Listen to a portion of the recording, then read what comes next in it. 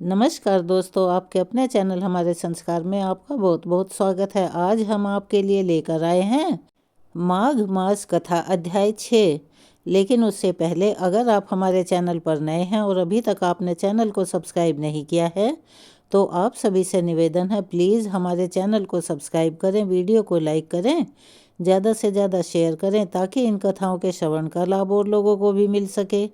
Bell icon को दबाना ना भूलें ताकि हमारी आगे आने वाली वीडियो की जानकारी आपको नोटिफिकेशन के जरिए मिल जाया करे। आपका ये छोटा सा प्रयास हमारे लिए काफ़ी मददगार साबित होता है। कमेंट्स बॉक्स में जय श्री कृष्ण हर हर महादेव लिखना ना भूलें। परम पिता परमेश्वर की कृपा आप सभी पर हमेशा बनी रहे। जैसे कि हमने अपनी पहली वीडियो में आपको एक श्री ठाकुर जी के भक्त नामदेव की कहानी सुनाई थी, उन्हीं की एक और प्यारी सी कहानी लेकर हम आपके सामने प्रस्तुत हैं। नामदेव जी एक छोटे ही बालक थे। उनके नाना जी को उन्होंने ठाकुर जी की सेवा करते हुए देखा था। जब भी नामदेव जी के नाना अपने ठाकुर जी की सेवा किया करते तो वे बड़े ध्यान से उनको देखा करते थे और बाहर आकर फिर वे किसी भी पत्थर को ठीक वैसे ही पूजते थे और उनकी सेवा का सुख प्राप्त करते। नामदेव जी अक्सर अपने नाना जी से हट किया करते थे कि अपने ठाकुर जी की सेवा मुझे दे दो, मैं बिल्कुल वैसी ही सेवा सीख गया हूँ जैसे आप करते हैं। मगर उसके नाना जी कहते कि जब आप बड़े हो जाएंगे तो मैं आपको स्वतः ही यह सेवा दे दूँगा।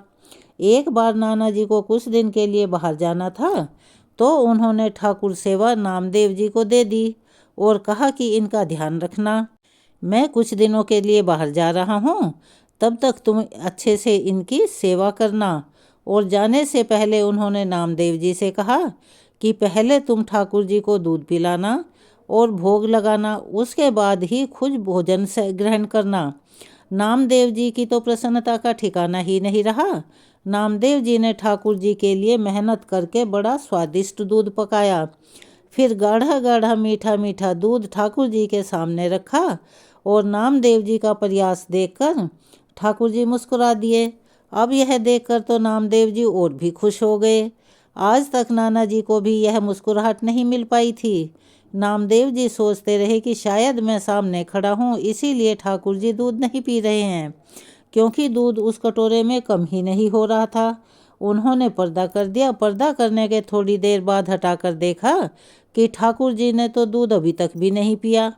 अब वो व्याकुल होने लगे कि अगर ठाकुर जी ने दूध नहीं पिया तब तो नाना जी मेरे ठाकुर की सेवा ही बंद कर देंगे, अब ठाकुर जी मुझे देंगे ही नहीं। तो उन्होंने ठाकुर जी से कहा कि मैं नया नया पुजारी हूँ, ठाकुर जी अगर मुझसे कोई गलती हुई हो तो मुझे बता दीजिए और माफ़ कर दीजिए। अगर आपको यह दूध पसंद नहीं है तो मुझे बता दीजिए, कुछ और भोग लगाना हो जो आपको प्रिय हो वह भी बता दीजिए, क्योंकि दूध तो जैसा रखा था वैसा का वैसा ही पड़ा हुआ था। सुबह से लेकर शाम हो गई, ठाकुर जी ने वो दूध पिया ही नहीं। अगला दिन हुआ, फिर भोग लगाया गया, ठाकुर जी ने इस दिन भी दूध नहीं पिया। अब नामदेव जी ने 2 दिन तक कुछ खाया पिया नहीं, क्योंकि उन्हें यह डर लग रहा था कि अगर उन्होंने बिना भोग लगाए कुछ खा लिया तो उनसे ठाकुर जी की सेवा छीन ली जाएगी। तीसरा दिन हुआ, अब तो उन्हें मारे भूख के नींद नहीं आ रही थी। फिर से उन्होंने दूध बनाया और इस बार दृढ़ता के साथ ठाकुर जी के पास गए और अपने साथ एक तेज धार वाला चाकू भी ले गए और वहां जाके कहने लगे, हे ठाकुर जी, या तो दूध पियो नहीं तो मैं अपना गला काट लूँगा। उन्होंने खुद पर छुरी से प्रहार किया और ठाकुर जी यह सब देख ही नहीं पाए और झट से उनके सामने आ गए, यानी कि प्रकट हो गए। नामदेव जी का हाथ पकड़ लिया। अब तो ठाकुर जी ने झट से कटोरा उठाया और एक ही सांस में सारा का सारा दूध खत्म कर दिया। नामदेव जी ने तो कटोरा पकड़ लिया और बोले कि पूरा नहीं पीना है ठाकुर जी, अरे कुछ मेरा भी तो ख्याल करो, मैंने भी तो 3 दिन से कुछ नहीं खाया, मुझे भी तो प्रसादी चाहिए। जब नामदेव जी के नाना जी यात्रा से वापस आए तो नामदेव जी ने अपने नाना को बताया कि ठाकुर जी पहले तो 2 दिन तक दूध पी ही नहीं रहे थे, लेकिन तीसरे दिन उन्होंने खूब अच्छे से भरपेट दूध पिया। नाना जी ने सोचा, दूध पिया, सचमुच दूध पिया। तब उन्होंने कहा, अच्छा ठीक है, अगर तुम कह रहे हो तो मैं देखना चाहता हूँ कि ठाकुर जी दूध कैसे पी लेते हैं। अब तो नामदेव जी अपने नाना जी और छुरी दोनों को लेकर ठाकुर जी के पास आ गए। एक कटोरा दूध भी लेकर आए और ठाकुर जी के सामने खड़े होकर बोले, ठाकुर जी दूध पियो, और हाँ, मुझे झूठा साबित मत कर देना। ठाकुर जी आए और उन्होंने दूध पी लिया। नाना जी ने देखा तो आश्चर्यचकित रह गए। नामदेव जी की कृपा से अब तो नाना जी को भी भगवान का साक्षात्कार हो गया था। भगवान भक्तों के भोलेपन पर बड़ी आसानी से रीझ जाते हैं। अब एक दिन की बात है, नामदेव जी गोरहा कुमार जी के यहाँ बैठे हुए थे। बड़े बड़े महापुरुष भी वहाँ पर बैठे हुए थे। मुक्ताबाई जी भी वहाँ पर थी। तो बातों ही बातों में उन्होंने गौरा जी से कहा, काका, इन मटकियों में से कौन सी मटकी कच्ची है? मैं अभी बताती हूँ। बड़े बड़े संत वहाँ बैठे हुए थे। उनकी बात सुनकर सब मुस्कुरा दिए। उन्होंने नामदेव जी के सिर पर मारा, जैसे एक कुम्हार मटकी को ठोक कर देखता है कि वह कच्ची है या पक्की। तो उन्होंने कहा, हटिए, ये आप क्या कर रही हैं? नामदेव जी के सिर को ठोकने के बाद मुक्ताबाई जी ने कहा, काका, यह मटकी कच्ची है। जो बोल पड़ी।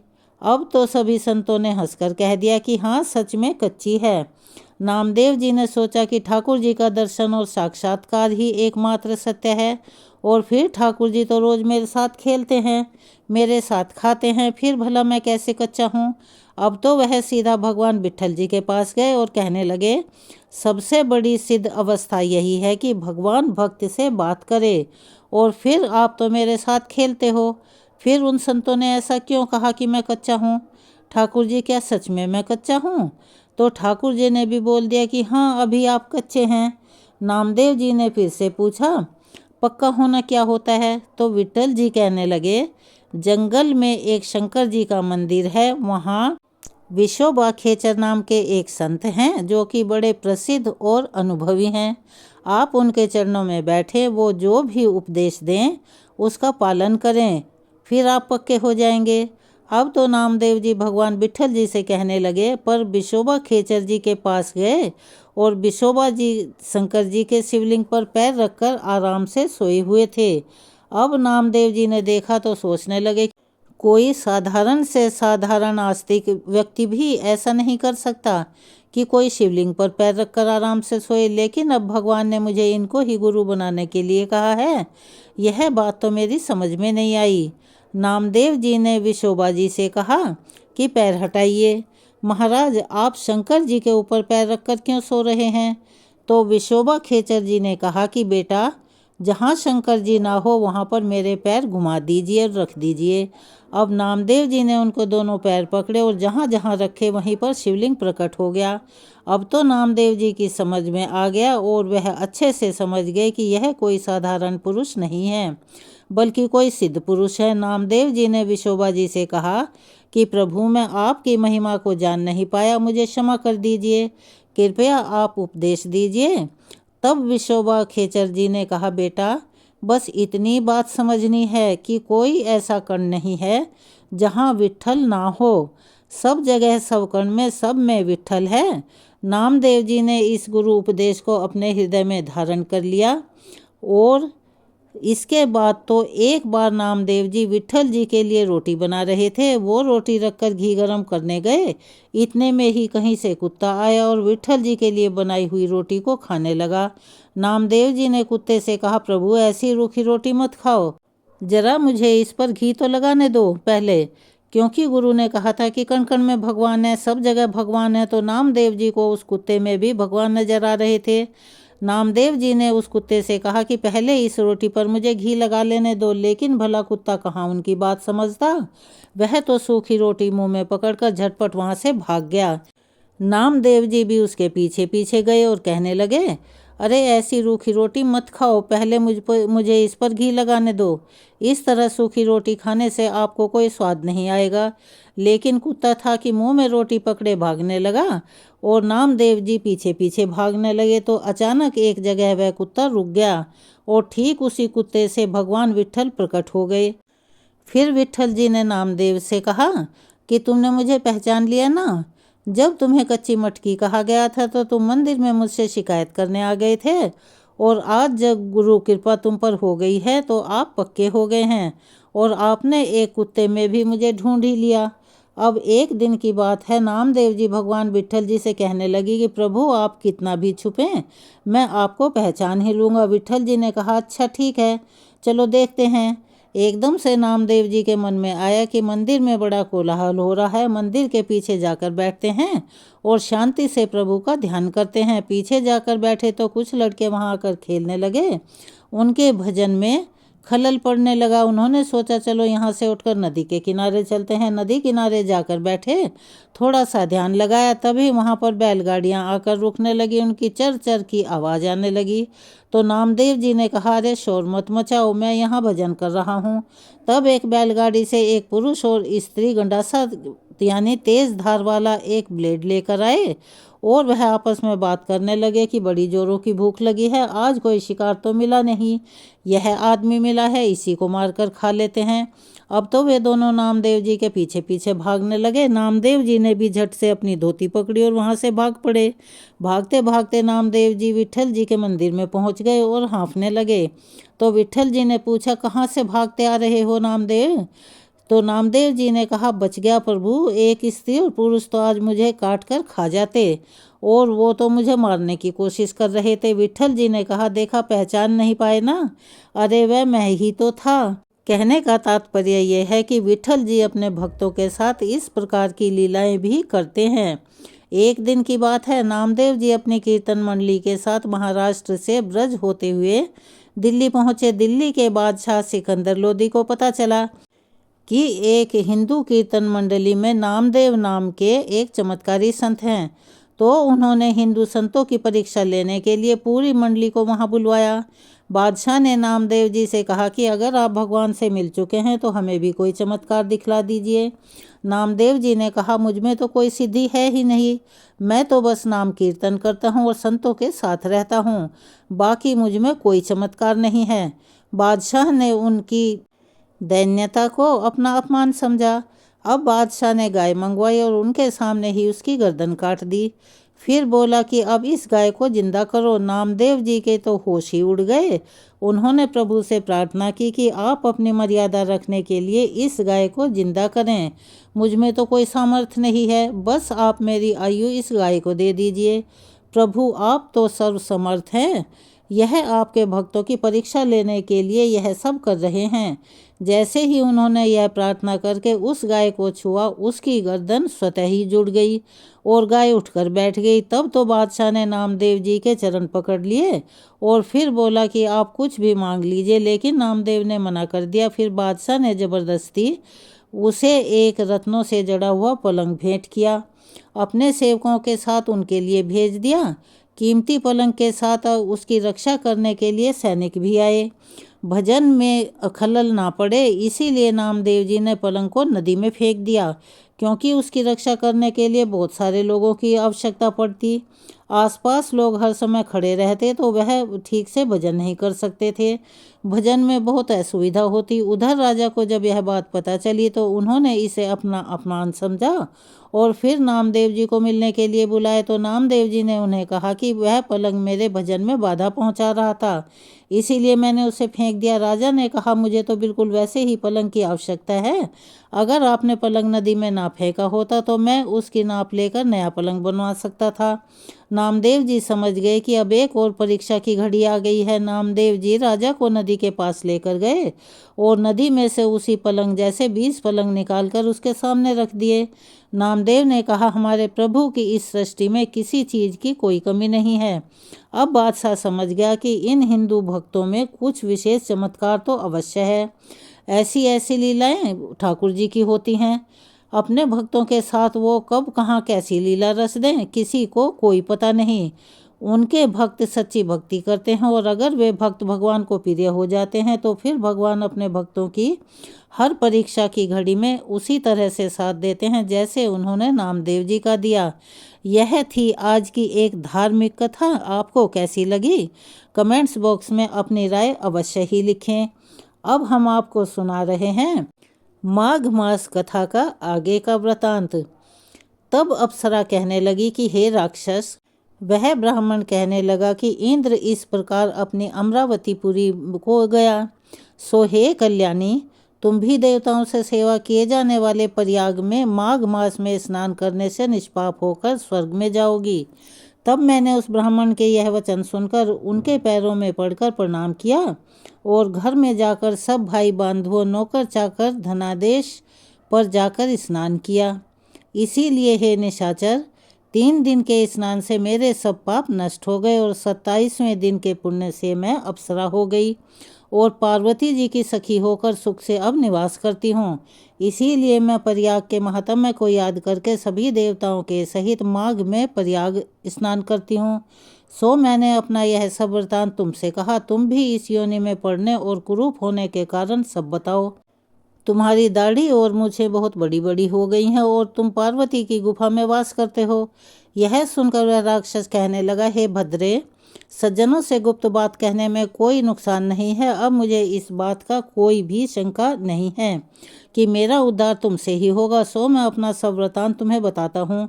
मैं काशी में वेदों का ज्ञाता था और बड़े उच्च कुल के ब्राह्मण के घर में जन्म लिया था। मैंने राजा, पापी, शूद्र और वैश्य से अनेक प्रकार के दान लिए। मैंने दान लेने में चंडाल को भी नहीं छोड़ा।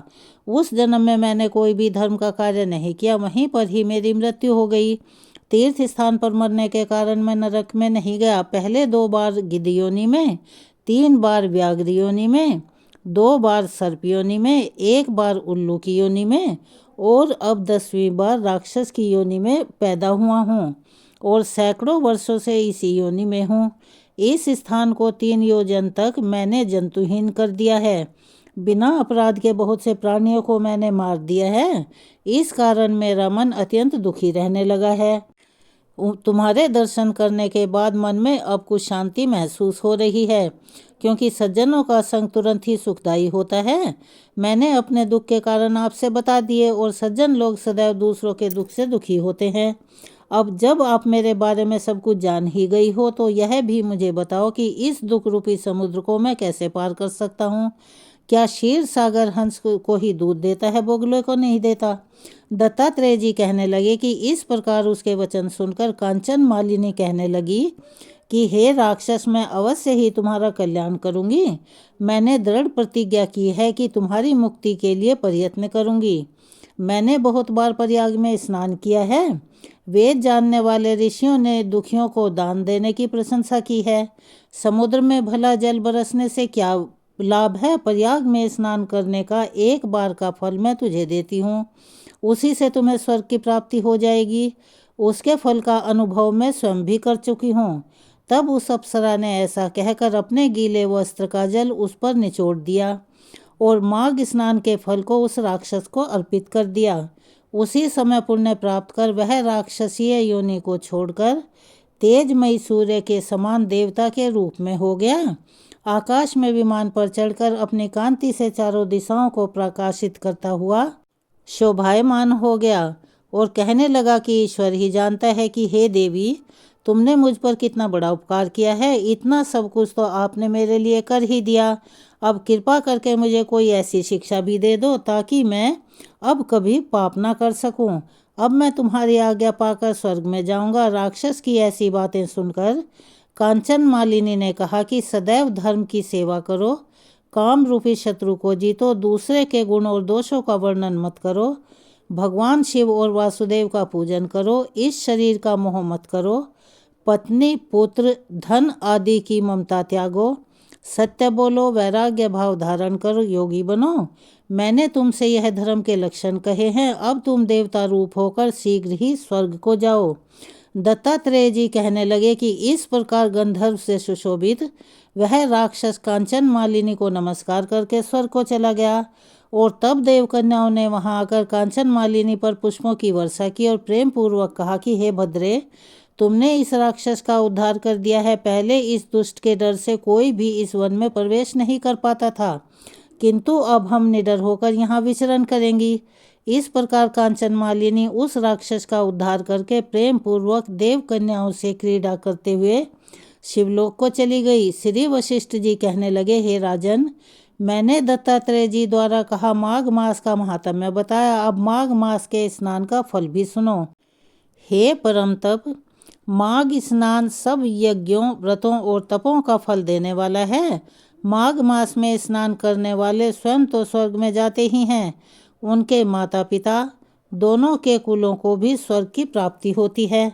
जो माघ मास में सूर्योदय के समय नदी आदि में स्नान करता है, उसके माता पिता के साथ कुलों की पीढ़ी स्वर्ग को प्राप्त हो जाती है। माघ मास में स्नान करने वाले दुराचारी और कुकर्मी मनुष्य भी अपने अपने पाप से मुक्त हो जाते हैं और इस मास में हरि का पूजन करने वाले पाप समुदाय से छूटकर भगवान के सदृश शरीर वाले हो जाते हैं। यदि कोई आलस से भी माघ मास में स्नान करता है, तब भी उसके सभी पाप नष्ट हो जाते हैं। जैसे गंधर्व कन्याएं राजा के श्राप से भयंकर कुल को भोगते हुए लोमश ऋषि के वचन से माघ में स्नान करने से अपने पापों से मुक्त हो गई थी। यह वार्ता सुनकर राजा दिलीप विनय से पूछने लगे कि हे गुरुदेव, वे कन्याएं किसकी थी? उनको कब और कैसे श्राप मिला? उनके नाम क्या थे? ऋषि के वाक्य से कैसे वे श्राप से मुक्त हुई? उन्होंने कहाँ पर स्नान किया? आप विस्तार पूर्वक यह सब कथा कहिए। तब वशिष्ठ जी कहने लगे, हे राजन, जैसे अग्नि से स्वयं अग्नि उत्पन्न होती है, वैसे ही यह कथा धर्म और संतान उत्पन्न करती है। रहे राजन, सुख संगीत नामक गंधर्व की कन्या का नाम विमोहिनी था। सुशीला तथा स्वरवेदी की सुम्रा, चंद्रकांत की सुतारा तथा सुप्रभा की कन्या चंद्रिका, यह 5 सब समान आयु वाली तथा चंद्रमा के समान कांति वाली और सुंदर थी। जैसे रात्रि को चंद्रमा शोभायमान होता है, वैसे ही पुष्प की कलियों के समान खिली हुई यह अप्सराएं थी।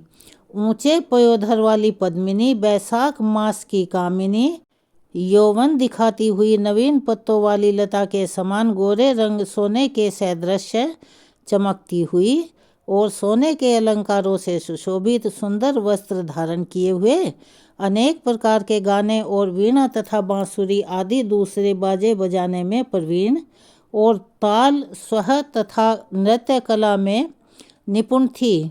इस प्रकार वे कन्याएं क्रीड़ा करती हुई कुबेर के स्थान में विचरण करती थी। एक समय कौतूहलवश माघ मास में एक वन से दूसरे वन में विचरण करती हुई मंदिरों में खिले हुए पुष्प तोड़कर सरोवर के किनारे गौरी पूजन के लिए गई। स्वच्छ जल के सरोवर में स्नान करके वस्त्र धारण कर मौन होकर बालू मिट्टी की गौरी बनाकर चंदन कपूर कुमकुम और सुंदर कमलों से उपचार सहित पूजन करके वह 5 कन्याएं ताल नृत्य करने लगी और फिर ऊंचे गांधार स्वर में सुंदर गीत भी गाने लगी। जब यह 5 कन्याएं नाचने और गाने में लीन थी, तब उस समय आछोद नामक उत्तम तीर्थ में वेद निधि नाम के मुनि के पुत्र अग्नि ऋषि स्नान को गए। वह युवा ऋषि सुंदर मुख कमल सदृश नयन, विशाल छाती, सुंदर भुजाओं वाला, दूसरे कामदेव के समान था। शिखा सहित दंड लिए, मृग चर्म ओढ़े, यज्ञोपवीत धारण किए हुए था। उसको देखकर यह 5 कन्याएं मुग्ध हो गई और उसका रूप और यौवन देखकर कामदेव से पीड़ित होकर देखो देखो ऐसा कहती हुई उस ब्राह्मण के मन में कामदेव का डर उत्पन्न करने लगी और फिर आपस में विचार करने लगी कि यह कौन हो सकता है। रति रहित होने से कामदेव नहीं और एक होने से अश्विनी कुमार नहीं। यह कोई गंधर्व या किन्नर या काम रूप धारण कर कोई सिद्ध या किसी ऋषि का श्रेष्ठ पुत्र या मनुष्य है। कोई भी हो, ब्रह्मा जी ने तो इसे हमारे लिए ही बनाया है। ऐसा करके वे विचार करने लगी, जैसे पूर्व कर्म के प्रभाव से संपत्ति प्राप्त होती है, ठीक वैसे ही गौरी जी ने हम कुंवारियों के लिए श्रेष्ठ वर दिया है और आपस में यह तुम्हारा वर है, यह मेरा, अथवा सब ऐसा कहने लगी। जिस समय उस ऋषि पुत्र ने अपनी मध्याह्न की क्रिया करके ऐसे वचन सुने, तब वह ऋषि पुत्र सोचने लगा कि यह तो बड़ी भारी समस्या पैदा हो गई। ब्रह्मा विष्णु महेश आदि देवता और बड़े बड़े योगीश्वर भी स्त्रियों के ब्रह्मजाल में मोहित हो गए हैं। इनके तीक्ष्ण बाणों से किसका मन रूपी हिरण भला घायल नहीं हो सकता। जब तक नीति और बुद्धि रहती है, तब तक पाप से भय रहता है। जब तक की गंभीरता रहती है, तभी तक मनुष्य स्त्रियों के काम रूपी बाणों से बींधा नहीं जाता। यह मुझे उन्मत्त और मुग्ध कर रही हैं। किन गुणों से धर्म की रक्षा हो सकती है? स्त्रियों के मांस, रक्त, मल मूत्र से बने घृणित और अशुद्ध शरीर में कामी लोग ही सुंदरता की कल्पना करके रमण कर सकते हैं। शुद्ध बुद्धि वाले महात्माओं ने स्त्रियों के पास रहना कष्टकारक कहा है। सो जब तक यह पास आए तब तक यहाँ से अपने घर चले जाना चाहिए। अतः जब वे कन्याएं उस ऋषि पुत्र के पास आई तब तक वह योग बल के द्वारा वहां से अंतर्ध्यान हो गया। ऋषि पुत्र के ऐसे अद्भुत कर्म देखकर वे कन्याएं चकित होकर डर कर चारों ओर देखने लगी और आपस में ही कहने लगी कि यह क्या इंद्रजाल था जो देखते ही देखते अदृश्य हो गया। और फिर वे विरह की अग्नि में जलने लगी, कहने लगी, हे कांत, तुम हमको छोड़कर कहाँ चले गए? क्या तुमको ब्रह्मा ने हमारे विरह रूपी अग्नि में जलाने के लिए ही बनाया था? क्या तुम्हारा चित्त दया से रहित है जो हमारा मन दुखाकर चले गए? क्या तुमको हमारा विश्वास नहीं? क्या तुम कोई मायावी हो? बिना किसी अपराध के हम लोगों पर क्यों क्रोध करते हो? तुम्हारे बिना हम जी नहीं पाएंगी। जहाँ पर आप गए हो हमें भी शीघ्र से शीघ्र वहाँ पर बुला लो, हमारा दुख हर लो। हे कांत, हमें दर्शन दे दो। सज्जन लोग किसी का नाश नहीं देखते। इस प्रकार वे पांचों की पांचों कन्याएं विलाप करने लगी। आज की कथा को हम यहीं विराम देते हैं। इसके आगे का वृतांत हम अपने आने वाली वीडियो में सुनाएंगे। कृपया उसका इंतज़ार कीजिए और उसे भी अवश्य ही सुनिएगा। अगर आप हमारे चैनल पर नए हैं और अभी तक आपने चैनल को सब्सक्राइब नहीं किया है तो आप सभी से निवेदन है, प्लीज़ हमारे चैनल को सब्सक्राइब करें, वीडियो को लाइक करें, ज़्यादा से ज़्यादा शेयर करें ताकि इन कथाओं के श्रवण का लाभ और लोगों को भी मिल सके। बेल आइकन को दबाना ना भूलें ताकि हमारी आगे आने वाली हर वीडियो की जानकारी आपको नोटिफिकेशन के जरिए मिल जाया करे। कमेंट्स बॉक्स में जय श्री कृष्ण, हर हर महादेव लिखना ना भूलें। अपना प्यार और सहयोग हमें ऐसे ही प्रदान करते रहें। धन्यवाद।